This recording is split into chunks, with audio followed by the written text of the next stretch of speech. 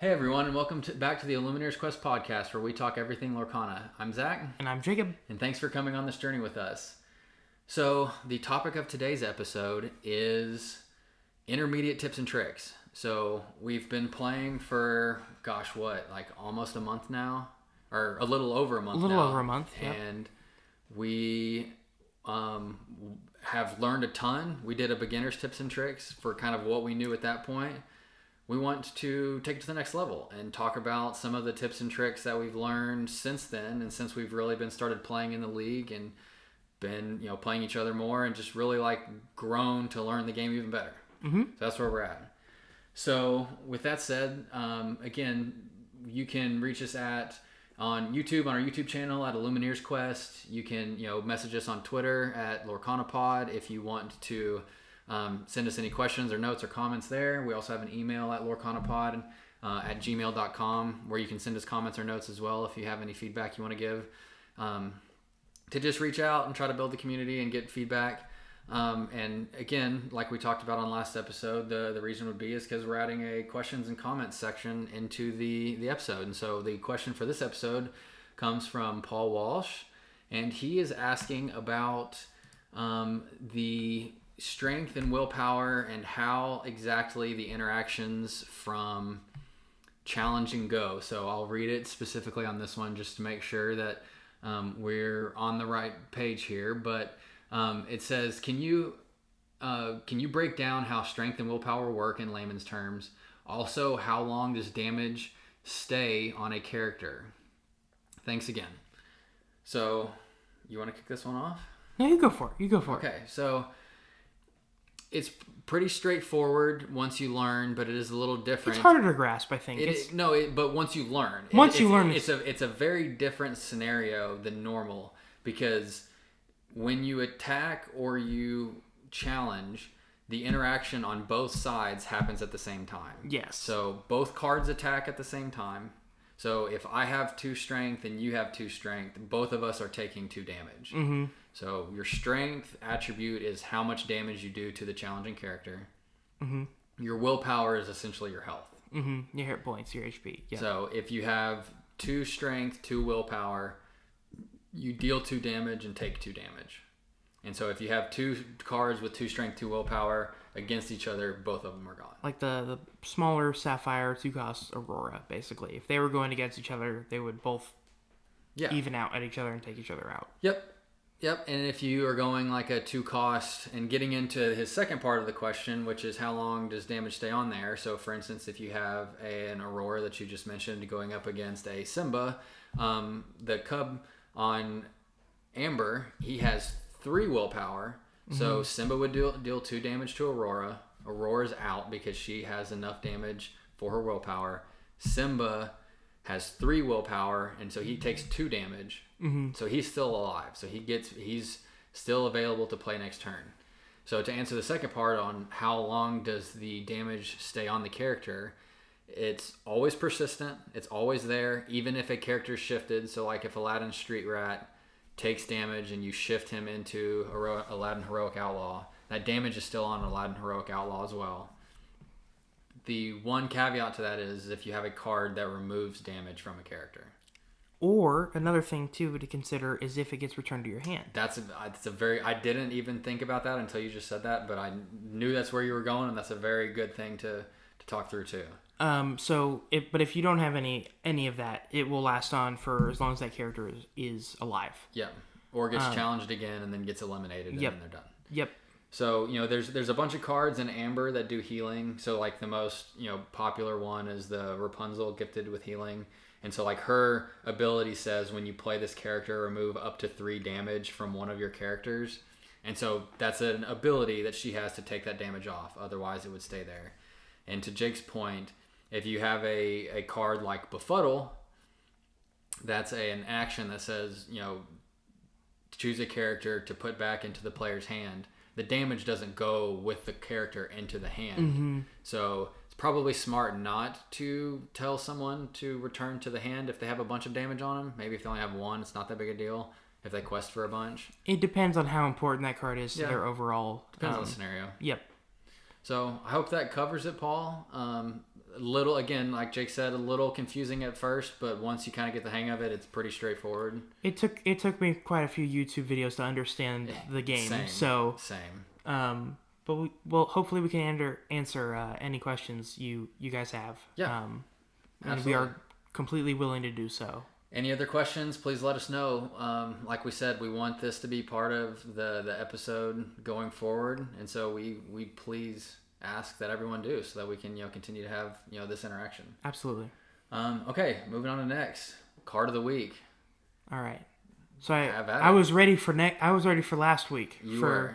So this is your go. So take it away. All right. I'm gonna go with a 2-for-1 because they kind of do the same thing. But I'm going to go with Fire the Cannons and Smash. I know that's an odd one. Well, you're going with 2 cards. I understand where you're coming from, and I will allow it. I know. But I assumed if we were going to do a Fire the Cannons, we were never going to do a Smash, and vice versa. You can do whatever you want. Okay, so Fire the Cannon and Smash. Cards of the week. I play a lower cost deck. Yep. Specifically, I do. And my brother plays a steel deck. And they're a thorn in your side is what you're getting at. Yes. I hate these cards so much. So I have a personal connection to these cards because I hate them. So that's why I'm talking about them. Personal vendetta against Fire the Cannon and Smash. Yes. Any direct damage dealing cards like that, but specifically these 2 that are lower cost, are 1 and 2 cost respectively. 1 and 3. 1 and 3? I'm thinking Smash is 3 costs. My bad. Keep going, and I'll look it up real quick. My bad. It is 3. It is 3, and it deals 3 damage. Yep. Okay. I just there's a lot of cards like my Pascal, my boy Pascal, that Fire the Cannons takes out immediately once I play it. Evasive, it goes through evasive because you're not challenging. Yeah.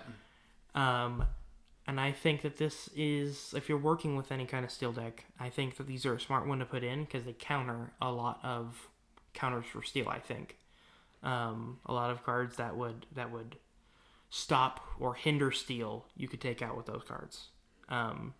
So those are my picks. That's a fun one. I like the insight behind it too.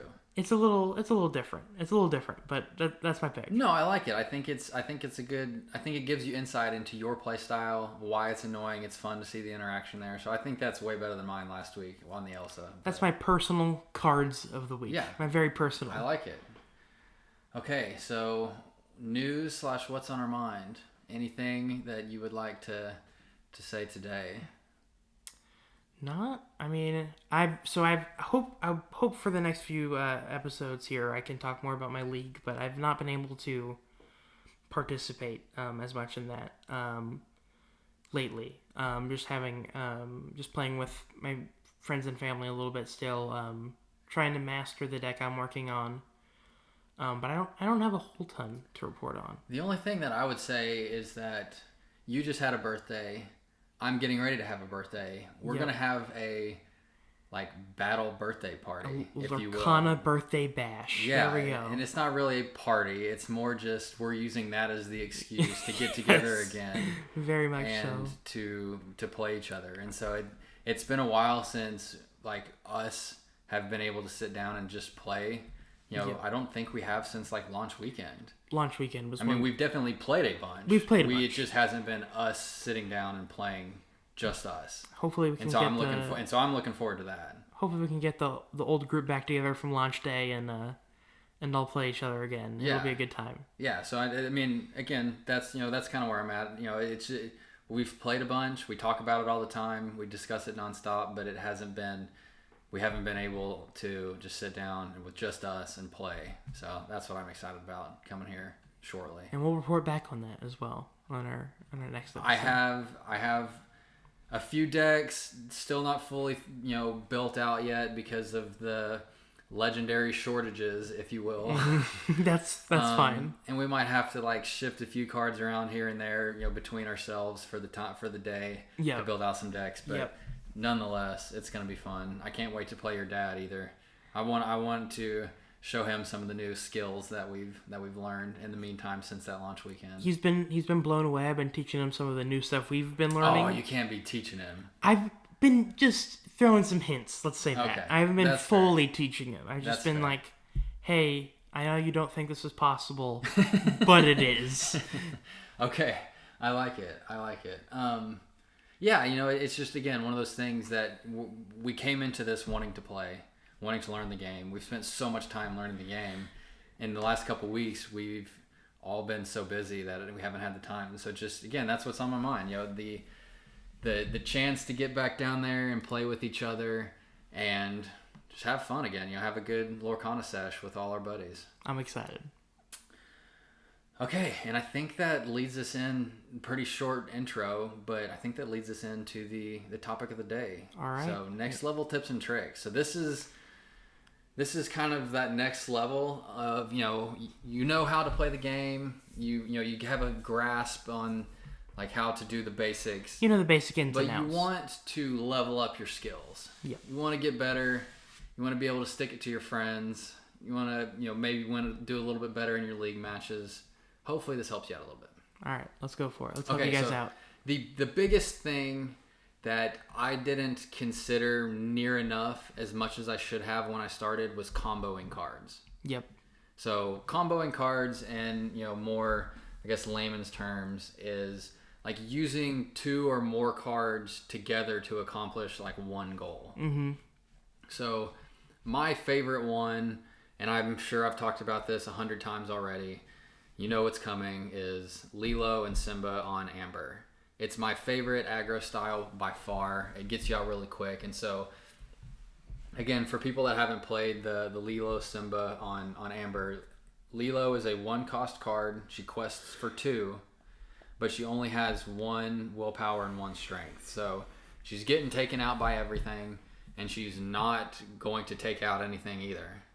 So having Simba come in, who is a 2-cost card but has 3 willpower and bodyguard, is going to protect Lilo. Mm-hmm. So let's just assume the scenario where you play Lilo first turn, your opponent isn't able to play a 1-cost card, so your second turn you quest and play Simba. They play a character, most likely aren't going to challenge that turn because the ink isn't dry. So then you quest again, and then on the third turn they have to fight Simba, and so you're able to quest again. And so just, using on her own, Lilo is fine, but on her, or not on her own, when you consider with Simba, she's able to quest for 6 or 8 maybe. It's really annoying to deal with. And almost impossible to deal with at that point if you're just trying to... Depending on your deck, to your card of the day, if you've got Fire the Cannons or you've got Smash or something like that, like you can deal with it a little bit quicker. But if you're not playing a card that can deal with something that fast, or just don't pull that in your opening hand, then you could be behind, 8, 9 to nothing, like right off the bat. And so the theme of that is using cards together to find the synergies and like really think through how you want to use those and set up a situation where you can do that. Yep, 100%. And there's also some more obvious synergies that are written on the cards themselves. Oh, absolutely. Probably should have started with that. There's Flotsam and Jetsam that work really well together. They give each other abilities. Give each other evasive, give each other rush. There's Anna and Elsa that work together real well. Yep. Kind of ups each other's abilities that they've already do. I would even say like Pascal, it's pretty straightforward that he works with other characters too, or any other character, because he gains evasive when you have any other character. So again, by himself, not too strong. With another character, relatively strong. There's cards that don't necessarily like interact with each other, but when you put both of them on the board at the same time, it's very annoying. Like I would say like a Cheshire Cat and maybe Flynn Rider in Emerald. That's one of my favorite combos to have out there too. Because there's a negative if you take out either of them, and they have to choose one. So you're questing for 4 if they do nothing. Yep. Or you can challenge and take out and lose a card. Or you have to have, again, Dragonfire, grab your sword, something of those, smash to take it out otherwise. And so Yeah, I think that when we started and we were playing, we didn't really look. It was more just like, what's the best card to play for this one turn versus like thinking a few turns into the future. And so really like trying to understand that next level of couple moves. And I think then that transitions us perfectly into the next thing to talk about, which is understanding what you want to accomplish in the early game, the middle game, and the late game. It's very important to have a goal. I think it's just to head that off. It is a very, very important to have a goal with your deck. Absolutely. And again, I think that's something we vastly or at least myself, definitely missed. Yeah. When we started, it was like, okay, I know that I need to build a deck that has low cost cards so that I can play early, has higher cost cards so they're more powerful and can quest for more or deal more damage. But it was more just treating the game as a race. It's like, I'm going to do this and I'm going to try to quest and you're going to try to stop me and we're going to deal with it on a turn-by-turn basis.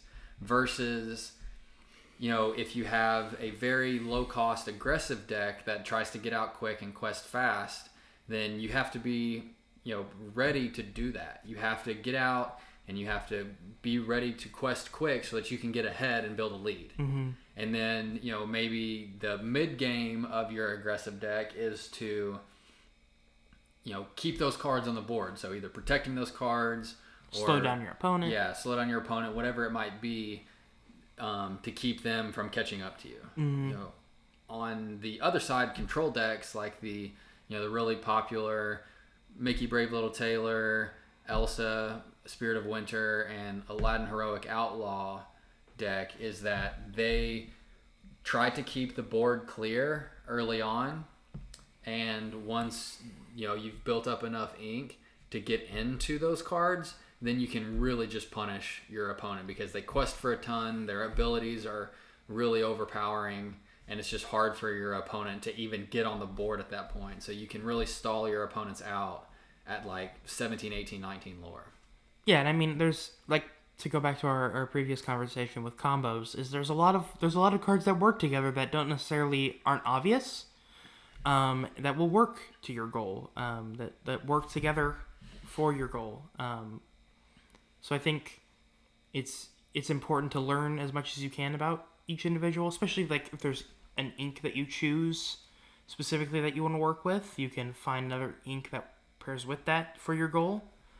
But overall, it is the most important thing to understand your deck fully before anything else. Yeah, absolutely. And on that same vein, like what the tempo of your deck is. Mm-hmm. And I kind of touched on it already with the aggro and control. The tempo or how fast you want to go with an aggressive deck is really fast. Get out fast, quest, put so much pressure on your opponent that they can't catch up. On a control deck, it's very slow. Try to keep the board clear. Try to build up your inkwell. Try to, just keep things at a very low pace until you're able to play your high-cost cards and then bombard them. Mm-hmm. And so, again, it's really just thinking through not just every move as you get to it, but it's thinking through 5 or 6 moves ahead so that when you do get to it, you know what you're wanting to do because you've already built up a plan to get there. And I'll speak from experience here. I play a very low-cost aggro deck.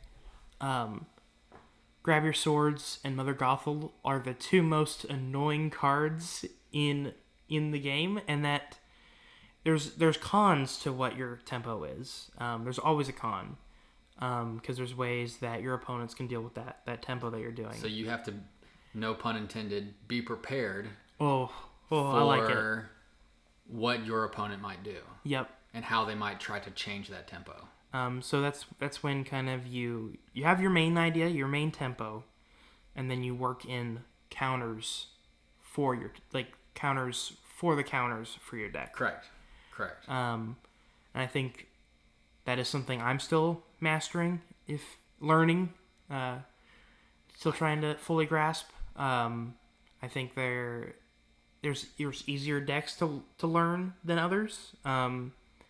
So I think it's very helpful to be in a league or in a local gaming store, so you can kind of, a bunch of people playing a bunch of different decks, so you can kind of learn the ins and outs of everything and kind of see what you like.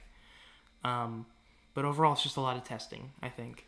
Yeah, I mean, along that same line, I mean, it's just understanding what you want to do too, like you said. I mean, it's not a matter of like there's a right or wrong answer. Mm-hmm. It's you just have the plan and you build it out the way that you want to, and it's okay to do any of those different styles as long as you're comfortable with it and you understand the tempo, the end goal you're trying to get to, what you want to do early game, what you want to do mid game, what you want to do late game. And so that kind of does summarize everything we said really well. I'm like bringing all those into one picture and making sure that you're doing a good job of understanding the flow of the game.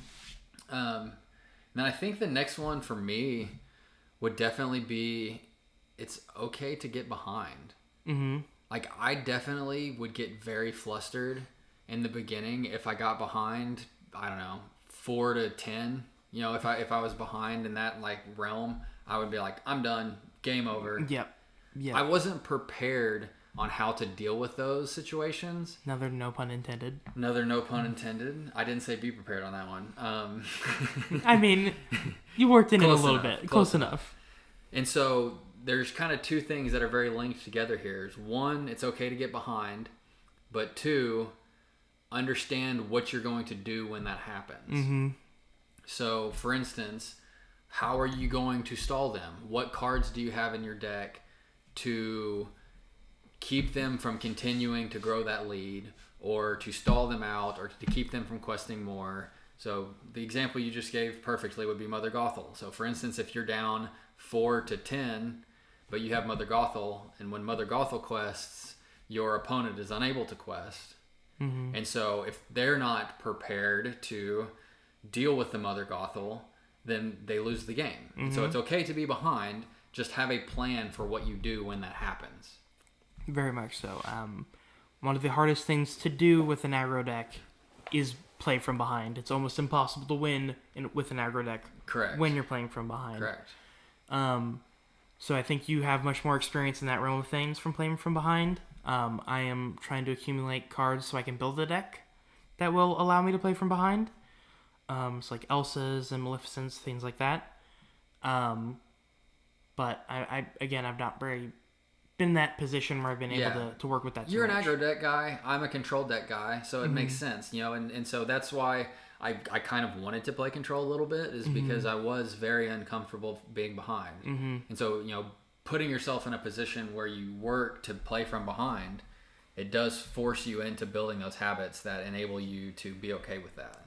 And also if you're playing a more controlled deck, you have to be very adaptive. Like your mind has to work a little differently than an aggro deck. Because you have to be okay with your opponent being at 14 and you being at 2. There's also, you can make bad decisions a lot easier with a deck like that. You can. With an aggro deck, you kind of look what's in your hand and play everything. With a control deck, you have to play very carefully. Yep, very true. I agree with that. And to your point on playing carefully, I mean, you have to, play carefully, because if you don't stall your opponents at the right time, then it can run away from you. And so, like, the deck that I play uses Dragonfire at a 5-drop or 5-cost ink, and then Be Prepared at 7. And so if you're ready, if you have an opponent with 4 or 5 cards on the board already at, cost 5, then you can only take one of them off. If you can stall to where they only have 1 or 2 on the board at 5, then you can take off half of their questing ability until you get to 7, and then you get to 7 and you can take the whole board off, because Be Prepared removes all cards from both players, all characters from both players. And so you just, you really have to understand that stalling power that your deck has. The most common cards I think that people use to stall are all the abilities. You can use characters with like Rush or Reckless to get out there and to do a lot of damage and to challenge characters, and that's definitely part of it as well. But the first big thing that comes to mind would be Dragonfire, Be Prepared, Elsa, which we'll get to in a second, because that one's a really special one. But Fire the Cannons, like you talked about, that's a really annoying one to deal with and can just take players off the board, especially low cost cards.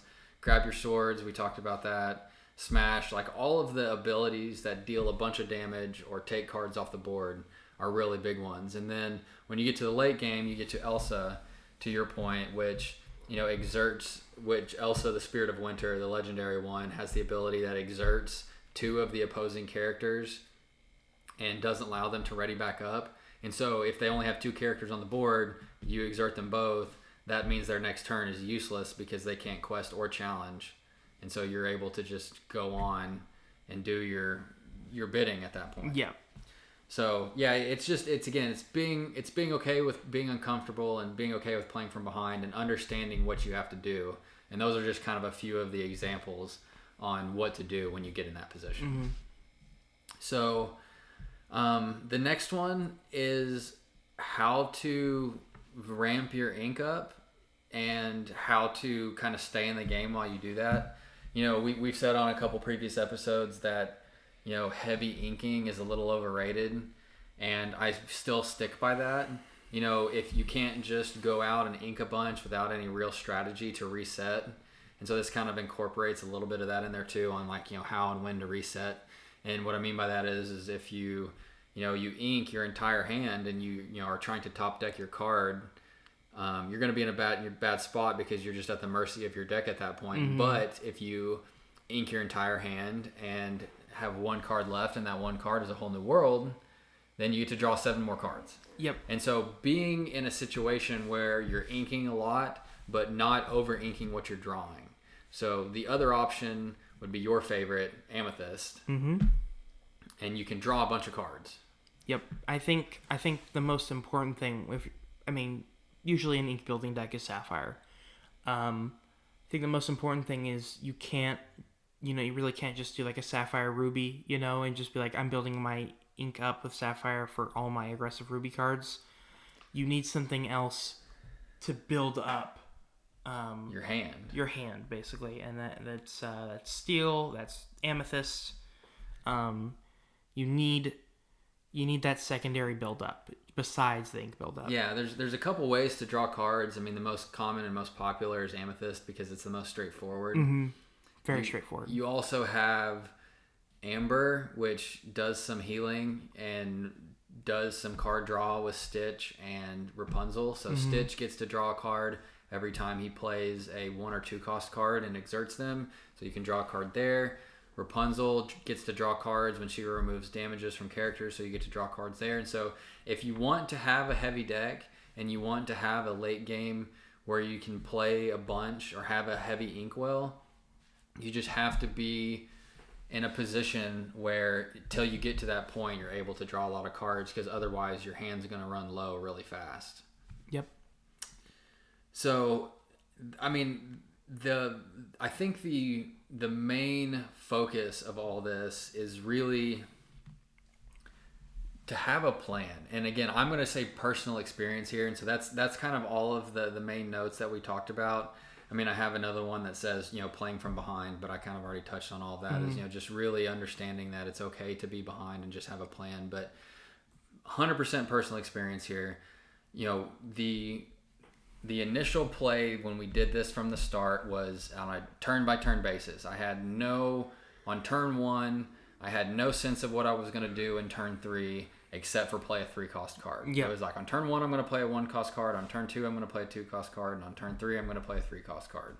There's probably 0 synergies between them. There's probably 0 playing into the future even further and understanding what you want to do. And so have a plan. Try to execute that plan. As you put very well, when your opponent disrupts that plan, how do you counter their counter? Mm-hmm. So be flexible, but use your knowledge of the game and your knowledge of the characters and cards to build out a full game strategy. So what do you want to do in the first 3 turns? 3 or 4 turns, that's your early game. What do you want to do in the middle of the game? As turns like 4 through 8, and then how do you want to close out the game? What are the cards that you have in your deck that are going to hammer it and like take you to the finish line? And I think the second to your point a little bit ago too is learn the game. I think that's the second biggest point. Is like, I know for you and me it's been multiple other content creators, but mostly it's been the app. That's just the easy way, the official Lorcana app. Yep. Is one of the easiest ways to just study the game. You know, you can break it down with like certain filters and stuff. But I think that's the easiest way that I just learned all the cards, and I think that's the second biggest thing is just learn the cards, learn the synergies, learn the game. Yeah, and I guess the final thing that I would say is, if you have a deck and you keep getting beat, and you're struggling to win, if you don't understand why, then it's going to be hard to make changes to get better. You have to be honest with yourself. So yeah, I think we were both actually very good at this early on, as we both had decks. They were terrible. We iterated pretty quickly off of that and tried to make things better. And so if you have a deck that's not working, you try really hard to understand what weakness you have that's being exploited. Mm-hmm.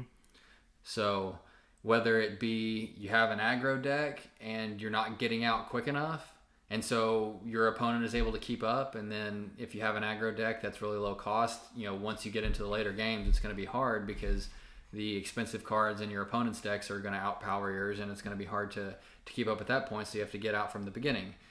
So the point there is, don't be afraid to make changes.